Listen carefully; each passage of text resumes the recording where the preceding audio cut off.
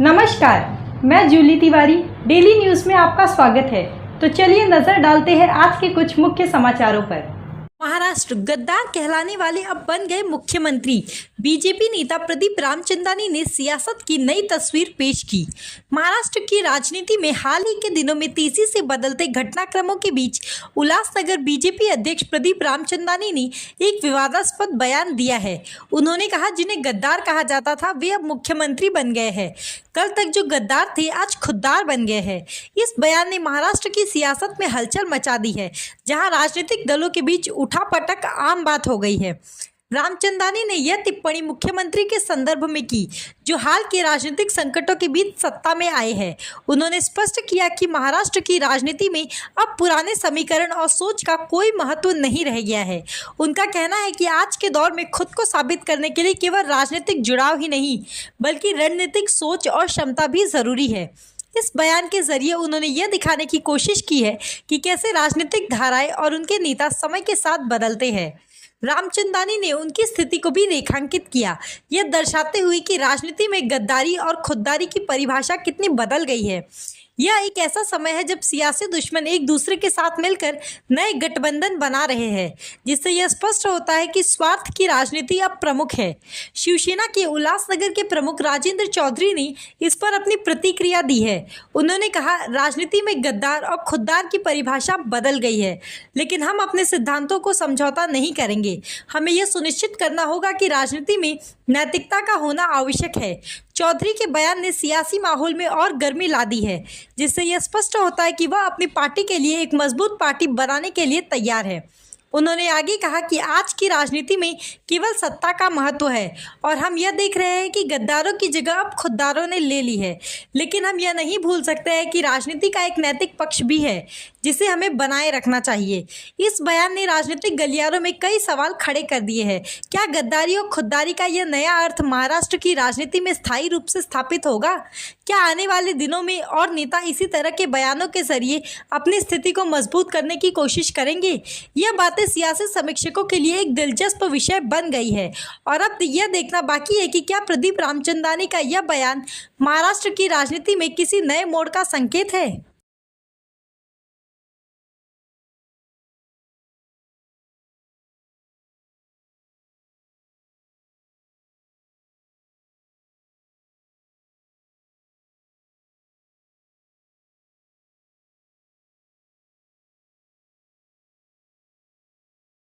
कि कुछ गद्दारों ने वोट नहीं किया जीवन हिंगलानी को, तो महापौर नहीं बने। तो मैं कहता हूं कि अब कोई गद्दार नहीं रहा।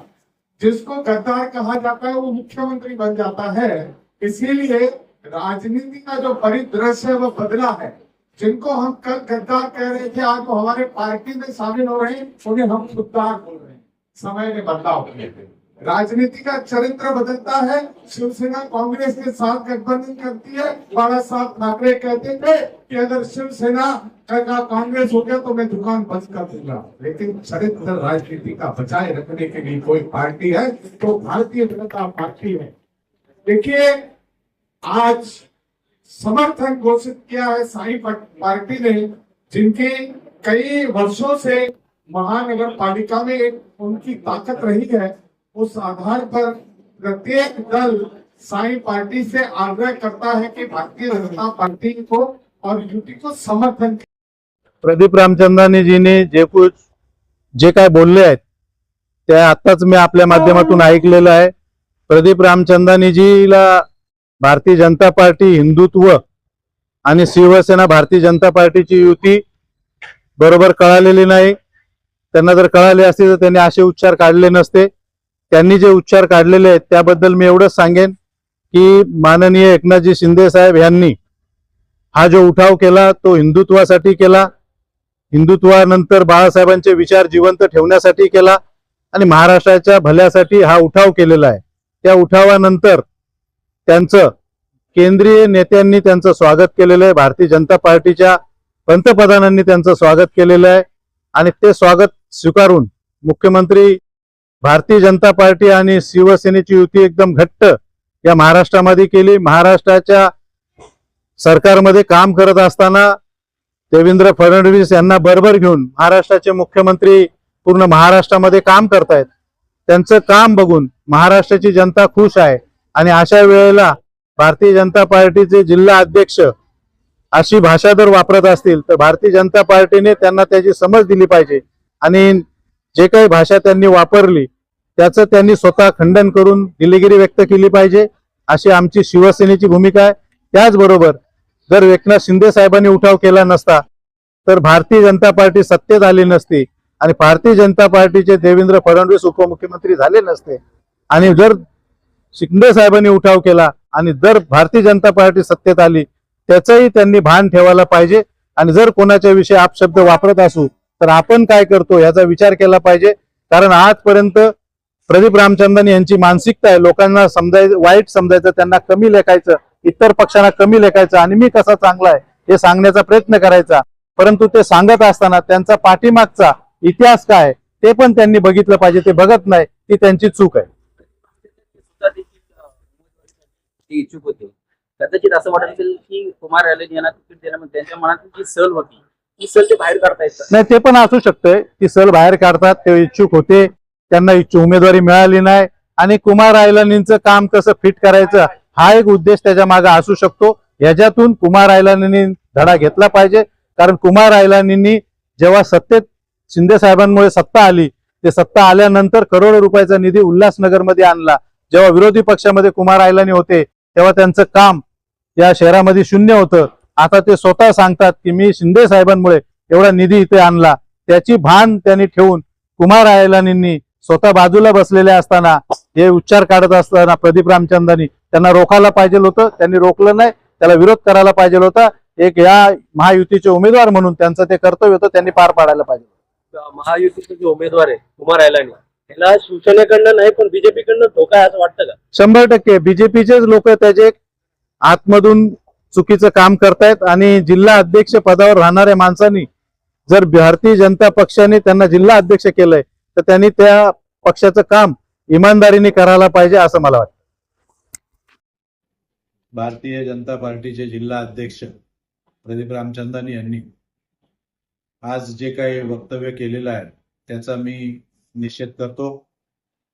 प्रदीप रामचंद्रन यांनी जे वक्तव्य आमच्या मुख्यमंत्री साहेबांबद्दल केलंय ते वक्तव्य तसं नसून मुख्यमंत्री माननीय एकनाथजी शिंदे साहेब यांनी हिंदुत्वासाठी शिवसेना प्रमुख बाळासाहेब ठाकरे यांची शिवसेना जिवंत ठेवण्यासाठी बंड केले आणि ते बंड करत असताना भारतीय जनता पक्षाच्या बरोबर युती, नैसर्गिक युती कायम ठेवली आहे. ती युती ठेवत असताना भारतीय जनता पक्षालाही सत्तेमध्ये वाटा मिळाला.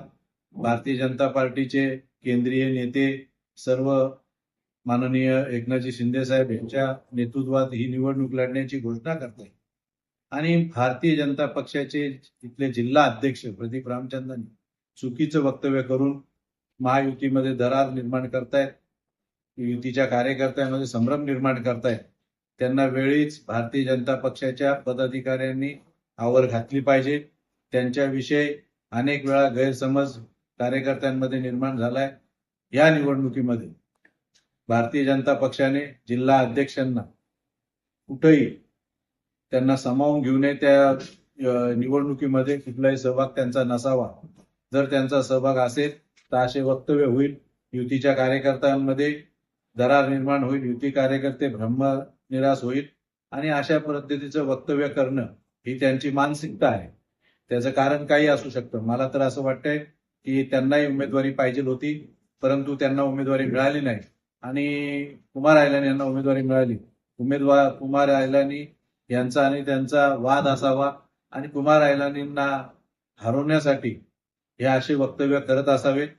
म्हणून माझी भारतीय जनता पक्षाच्या वरिष्ठ नेत्यांना विनंती आहे की निवडणुकीच्या सर्व प्रक्रियेमधून प्रदीप रामचंद्रन हे बाहेर असले पाहिजे आणि ते बाहेर झाले पाहिजेत तरच शिवसेनेचे कार्यकर्ते काम करतील आणि एक दिलाने एक मनाने शिवसेनेची युती आणि शिवसेना भारतीय जनता पक्ष अनेक निवडणुकीमध्ये एकत्र काम केलेलं आहे. त्याचे अनेक उदाहरणं मला देता येतील. तशीच युती कायम राहिली पाहिजे. तर यावेळी काम केलं तेच काम आता झालं पाहिजे. महायुतीचा उमेदवार निवडून आला पाहिजे. म्हणून प्रदीप रामचंद्रन यांना या निवडणूक प्रक्रियेतून बाजूला करा अशी माझी भारतीय जनता पक्षाच्या नेत्यांना विनंती आहे. त्याचबरोबर उद्या जो काय मेळावा होणार आहे त्या मेळाव्यावर, उल्हासनगरच्या मेळाव्यावर शिवसेना निषेध करते, बहिष्कार टाकते आणि त्या बहिष्कारामुळे शिवसैनिक त्या मेळाव्याला येणार नाहीत आणि त्या मेळाव्याची जोपर्यंत प्रदीप रामचंदानींना या निवडणुकी प्रक्रियेतून बाहेर करत नाही तोपर्यंत शिवसैनिक काम करणार नाही, याची नोंद भारतीय जनता पक्षाच्या नेत्यांनी घ्यावी अशी मी त्यांना विनंती करतो. तो आज के लिए बस इतना ही। कल फिर मिलेंगे इसी समय इसी चैनल पर। तब तक के लिए मुझे दीजिए इजाजत। धन्यवाद।